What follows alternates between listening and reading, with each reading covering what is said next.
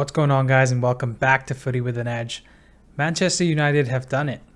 They have found the perfect way to ruin my birthday by losing 3-1 at home to Brighton in the most pathetic fashion possible. And it wasn't pathetic because we got absolutely destroyed. It was pathetic because Brighton didn't really have to get out of second or third gear to beat us. They were 3-0 up in the 71st minute with just 6 shots on our goal. And this is a team that's averaged more than 21 shots per game in their first 4 games this season. It seemed like every chance they had just went in because our defending was that flipping bad. But I'm not here to be negative on a positive day for me personally, so I'm going to do my best to talk through as many positives as I can find from that game. But before we get into it, please smash that like button and subscribe to the channel so that I can enjoy my birthday from making this video a little bit more than I did from watching that thrashing at Old Trafford. So let's get straight into it. Now, before we get into the positives, let's talk about United's shape in and out of possession in this game because it's going to help us understand Erik Ten Hag's thought process for getting a positive result out of this game. United started in the 4-3-1-2 that you see on your screen here with that narrow diamond in midfield, and they played a 3-3-2-2 in possession that looked like this. In this shape, you had Rashford and Hojlund playing as the 2 in the front line, trying to provide the runs in behind diagonally as much as possible. Hojlund was more of the target man, operating more in central areas and occasionally making runs out wide, whereas Rashford was the free man playing as that second striker off of Hojlund to make runs in behind. Then you had Bruno and Eriksen playing in free attacking roles behind these two, trying to combine with them to make space out wide or through the middle. Behind that front four was a midfield 3 of Reguilon, McTominay, and Dalot that operated in central areas, and Casemiro dropped into the back 3 to help out Martinez and Lindelof build up the play from the back. And I actually thought this shape in possession worked quite well because we were really dangerous in the first 15-20 minutes where we looked like we were going to score, and even after the Welbeck opener in the 20th minute, I thought we created a similar number of chances in the first half as Brighton did. Our problems in that game actually came out of possession with the 4-3-1-2 or 4-1-2-1-2 shape that we were playing out of possession. You can see Brighton's 2-4-1-3 shape in possession here, and what are the first 2 things that stand out to you? The first is that Brighton have this square or rectangle in midfield that plays super narrow and compact, in the sense that there isn't much depth or width between them in possession, as you can see here. This shape, combined with Brighton's ability to be really patient on the ball, draws United players out of possession in order to press them, right? So they basically, the center backs don't move on the ball unless Rashford or Hojlund comes to press them, and that naturally pulls out Eriksen and McTominay towards Dahoud and Gross. And automatically what this does is it creates even more width for the wide players that you see over here. And that brings us to the second thing that stands out from Brighton's in possession shape, which is the amount of width they have on the pitch.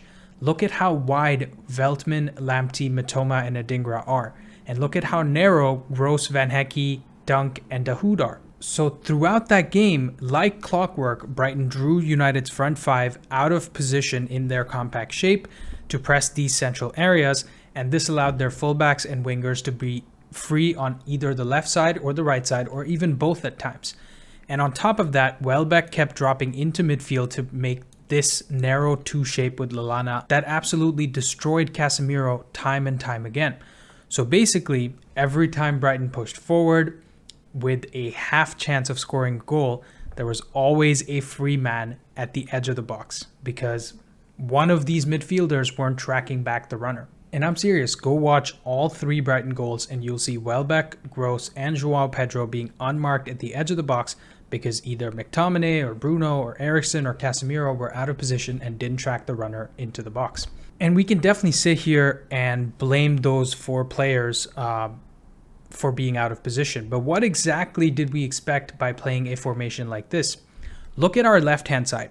We have Reguilon and Eriksen marking against Veltman and Adingra. These 2 guys are definitely going to lose out defensively against the Brighton players because Eriksen is basically non-existent defensively. And look on the right-hand side. We have Diogo Dalot and Scott McTominay against Mitoma and Lamptey. And again, these 2 guys are going to lose out defensively because McTominay is, much like Eriksen, terrible defensively. He doesn't know how to jockey, he doesn't know how to track runners. And they don't really offer that explosive pace or decisiveness going forward that they will capitalize on Mitoma and Lamptey's, defensive weaknesses. So for me, Ten Hag got this one tactically wrong because we were getting destroyed on the wings from about 20 minutes into that game. Immediately since Welbeck scored, I would have made a change in the shape, brought off McTominay or Eriksen, and brought on either Martial or Pellistri to play on the wing, so we would go back to a 4-2-3-1 or a 4-3-3 shape in possession. Or at least Ten Hag should have done that at halftime. But he didn't, and we paid the price for it. So now that we understand United's shape and Ten Hag's tactics for the game, let's get into some of the positives that we saw in that 90 minutes.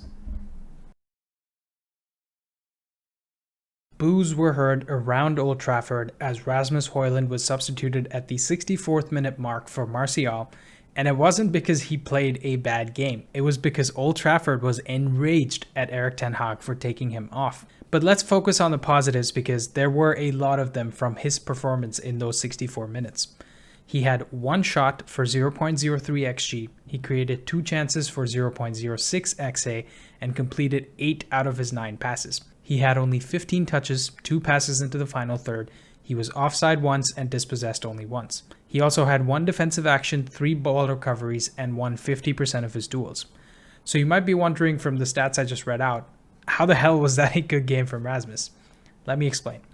He showed me some characteristics on the pitch that I haven't seen from a United striker in a long time. He was really good at holding off Lewis Dunk and Van Hecke at various times during that game with his hands and his back to them while receiving the ball to play it onto on-rushing teammates. I can't remember the last United striker that was this physical when receiving the ball. He was also making some strong and physical runs in behind to get into the box, or even inside the box itself, he was making some clever runs to get into space. And you can just tell that if he's ever running one-on-one against a weaker center back or a fullback who are naturally pretty weak, he's going to absolutely body them and get one-on-one free with the goalkeeper.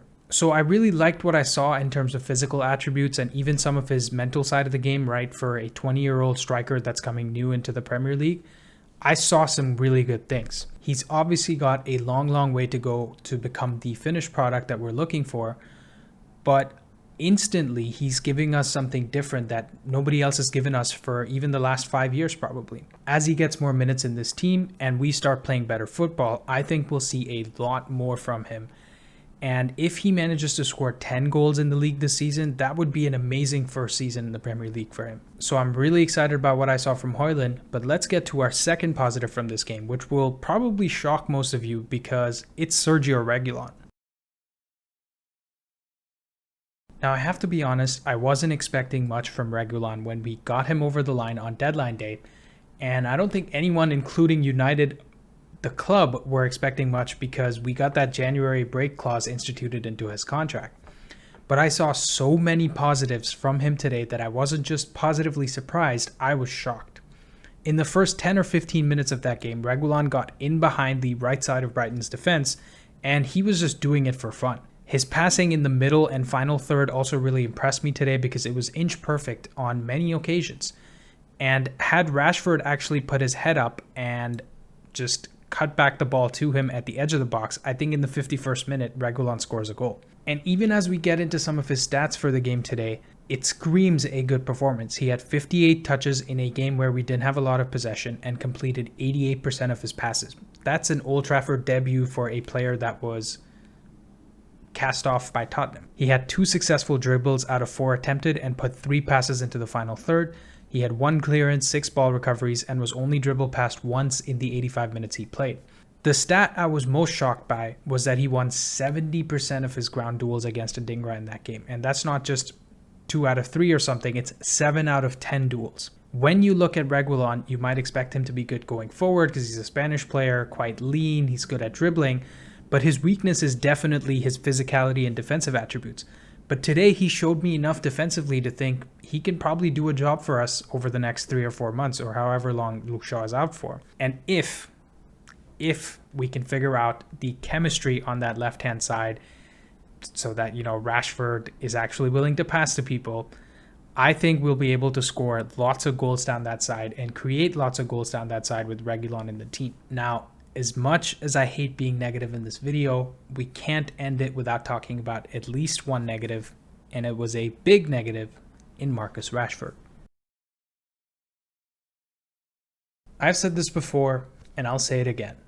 Marcus Rashford is one of my favorite players at Man United, and he has been since he broke onto the scene under Louis van Gaal. He has all the physical attributes that someone like an Mbappe has. He's very fast, he's very skillful, decent with both feet, and has a surprising amount of strength for how lean he is.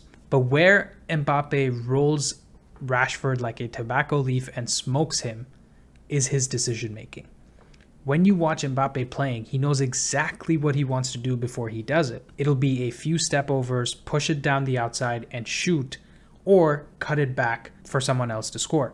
Or it'll be a drop of the shoulders to cut on the inside and shoot it, or play it onto the on-rushing left back that's overlapping him. Mbappe doesn't tend to overcomplicate things, or specifically linger on the ball so long that the entire defense becomes set in front of him and there's basically no chance to score or assist.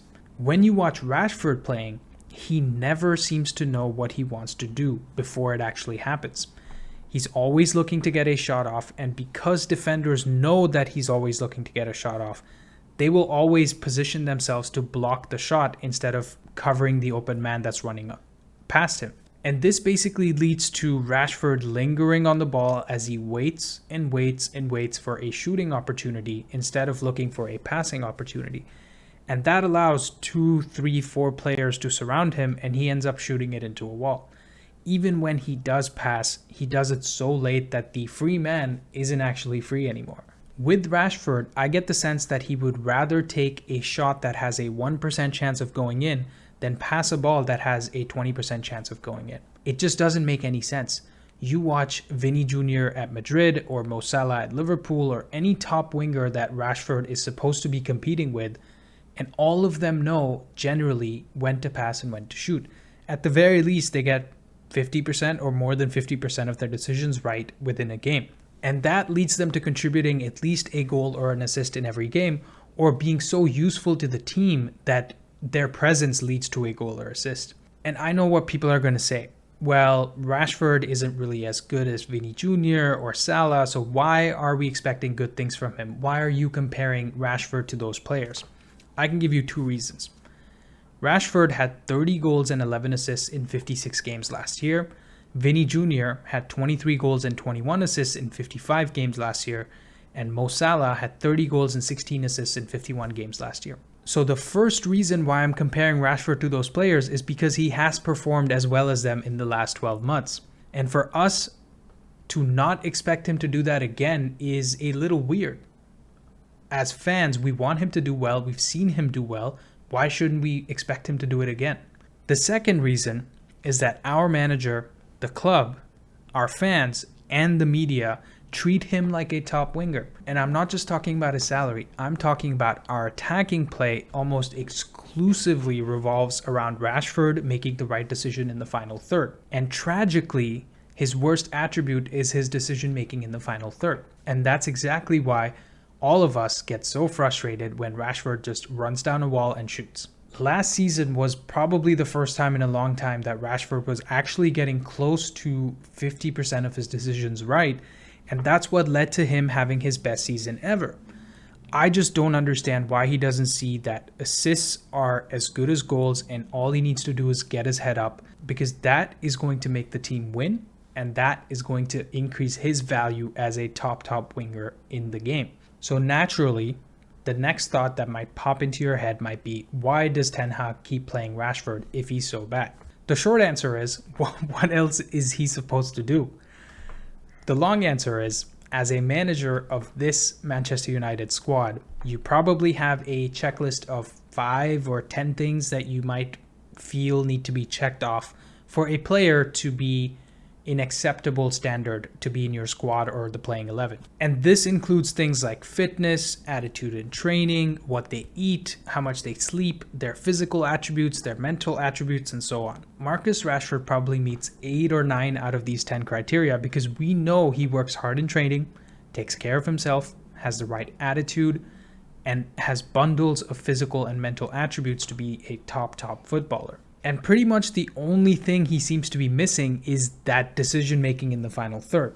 Whereas you look at some of the other players in our squad and they have attitude issues, off the pitch issues, they're not good enough, they don't take care of their bodies, and so on and so forth. So if you're Ten Hag, surely you have to keep Rashford in the team because he's doing more than most other players in that squad do to deserve a spot in the starting 11. And that right there is the reason we will never win a title with Rashford as our best or second best player in this team, or at least this version of Rashford. And this isn't a dig at Rashford, it's not a dig at Ten Hag, and it isn't even a dig at our squad in general.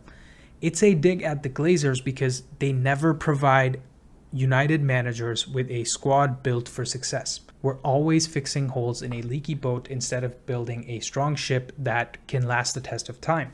Our managers are almost consistently trying to form a starting 11 of the least worst players every week. And there's always about 5 or 10 non-footballing things that are happening in the media or in the sphere around United that the manager has to deal with. There's so many non-footballing distractions that affect our managers and our players week in, week out. Look at Pep Guardiola, Jurgen Klopp, Zerbi, or Arteta.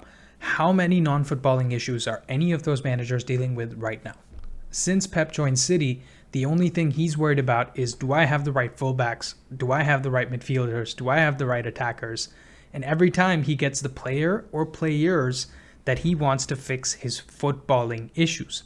Even when the financial issues and the bans were looming over City, that was just brushed away by Pep, and the City group took care of it away from the pitch and just let Pep and the players focus on what was happening on the pitch. I'm telling you guys, this club is almost a nightmare to play for, but an even bigger nightmare to manage. I will be shocked if we finish in the top 6 this season because teams are going to have their way with us all the way till May or June 2024. And we'll probably finish about 8th this year, and most of the fan base will be Ten Hag out for that reason. I know the media will be for sure. And it will not be his fault. It will be the ownership and the structure of the club that have let yet another good manager down. And that's a fact. So now we move on to the Bayern Munich game in midweek on Wednesday that is looking really long right now. Let's see what Ten Hag can do because I have zero expectations. I have negative expectations if that's even possible. Thank you guys for watching. Like and subscribe if you enjoyed. And please make me feel a little better on my birthday than I did watching that game by smashing the like and hitting subscribe. I'll see you guys next time.